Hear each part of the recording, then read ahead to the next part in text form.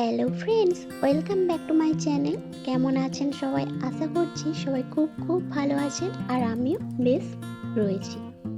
আজ আমি রাস্তার ধারের দোকানের মতো বা বলা যেতে পারে মেলায় যে ধরনের ঘুগনি পাওয়া যায় সেই ধরনের ঘুগনি আজ আমি আপনাদের সাথে শেয়ার করছি। আশা করছি আপনাদের খুবই ভালো লাগবে, আর যদি ভালো লেগে থাকে অবশ্যই লাইক, শেয়ার এবং কমেন্ট করবেন। তাহলে চলুন আজকের এই ঘুগনির রেসিপিটি ঝটপট দেখে নেওয়া যাক। আর হ্যাঁ, যারা এখনো নতুন বন্ধু রয়েছেন, চ্যানেলটি সাবস্ক্রাইব করেননি, অবশ্যই সাবস্ক্রাইব করে পাশে বেল আইকনটি ক্লিক করে দেবেন, যাতে করে আমার চ্যানেলের নতুন নতুন ভিডিওর নোটিফিকেশন আপনারা পেয়ে যান।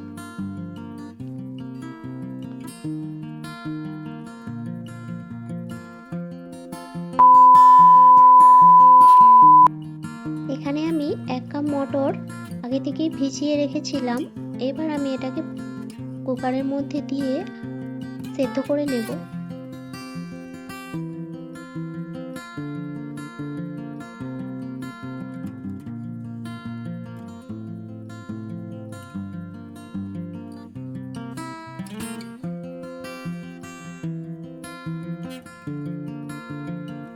জল দিয়ে দিয়েছি, এবার দিয়ে দেব স্বাদ মতো লবণ আর পরিমাণ মতো হলুদ গুঁড়ো দিয়ে কুকারের ঢাকনা বন্ধ করে দিয়ে গ্যাসের ফ্লেমটা অন করে দেবো।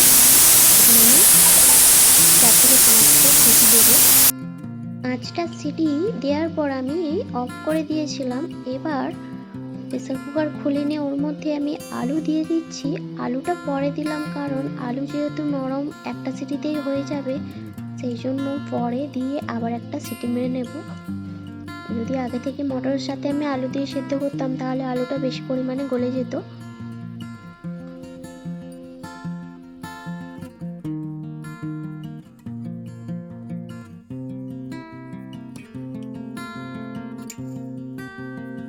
আলু আর মটর সেদ্ধ হয়ে গিয়েছে।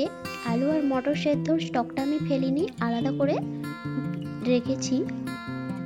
আমি একটা হাত দিয়ে দেখে নিচ্ছি সেদ্ধ হয়েছে কিনা। দেখুন, সুন্দরভাবে সেদ্ধ হয়ে গিয়েছে।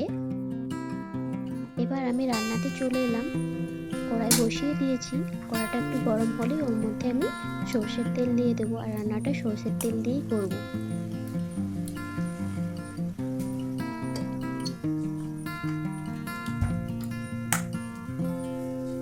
তেল গরম হয়ে গিয়েছে, এবার ফোড়ন দিয়ে দিলাম তেজপাতা আর একটা শুকনো লঙ্কা।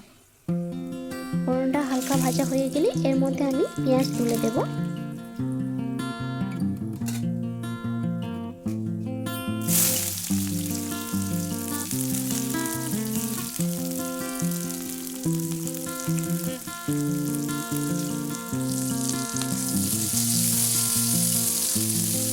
পেঁয়াজ আর কাঁচা লঙ্কা আমি একসাথে দিয়ে দিয়েছি। এবার পেঁয়াজ লঙ্কা ভালো করে ভেজে নিতে হবে।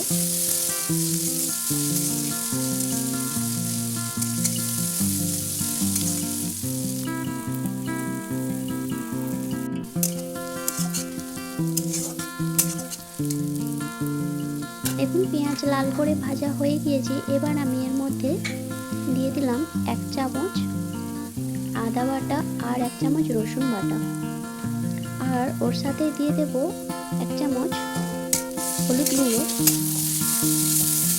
দিয়ে এটাকে কিছুক্ষণ নেড়ে চেড়ে নেব। নেওয়ার পরে এর মধ্যে আমি দিয়ে দেব টমেটো কুচি।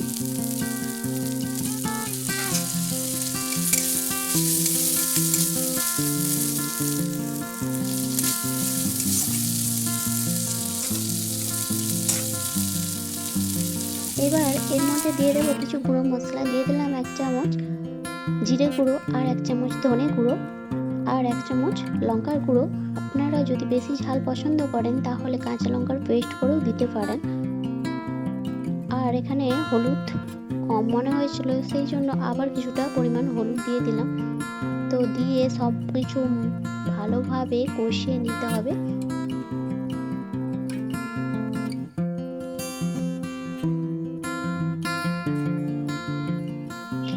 অল্প পরিমাণে একটু জল অ্যাড করলাম, যাতে মশলাটা কড়ার সাথে লেগে না যায়। দিয়ে আমি আবারও ভালোভাবে মশলাটা কষিয়ে নেব যতক্ষণ না পর্যন্ত তেল ছেড়ে আসছে।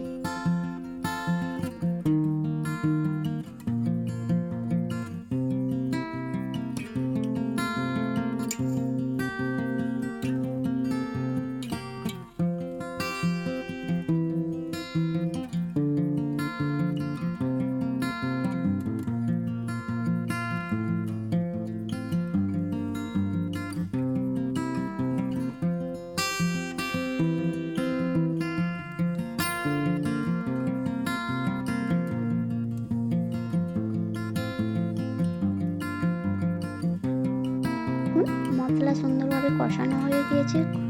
এবার আমি এর মধ্যে সেদ্ধ করে রাখা আলু আর মটর দিয়ে দিলাম।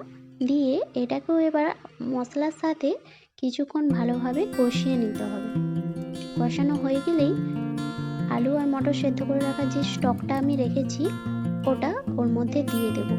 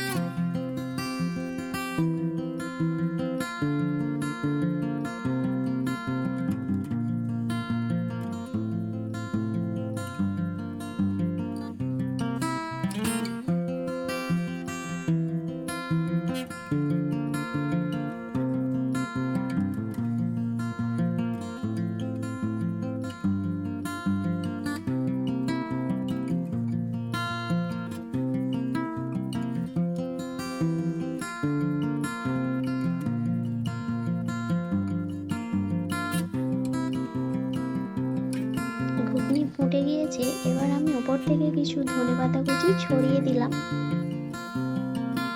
আর কিছুক্ষণ ফুটে গেলেই ঘুগনি সম্পূর্ণ তৈরি হয়ে যাবে।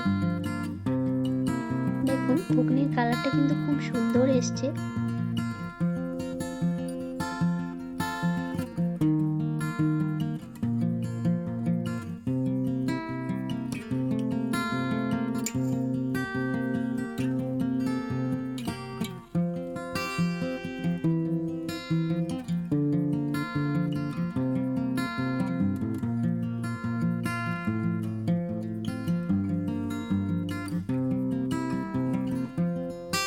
এবার নামানোর আগে ওপর থেকে হাফ টিস্পুন মতো গরম মশলার গুঁড়ো ছড়িয়ে গ্যাসের ফ্লেমটি অফ করে দিন। আর এখানে গরম মশলাটি আমার বাড়িতেই বানানো, সেই জন্য অল্প পরিমাণে দিলাম। যদি আপনাদের বাজার থেকে কেনা হয় তাহলে একটু পরিমাণে বেশিই দেবেন। যেহেতু এটাই আমার বাড়িতে বানানো গরম মশলা, তাই আমি পরিমাণে খুবই সামান্য দিলাম। দেখুন রাস্তার ধারের দোকানের মতন বা মেলার মতন একদম পারফেক্ট ঘুগনি তৈরি হয়ে গিয়েছে।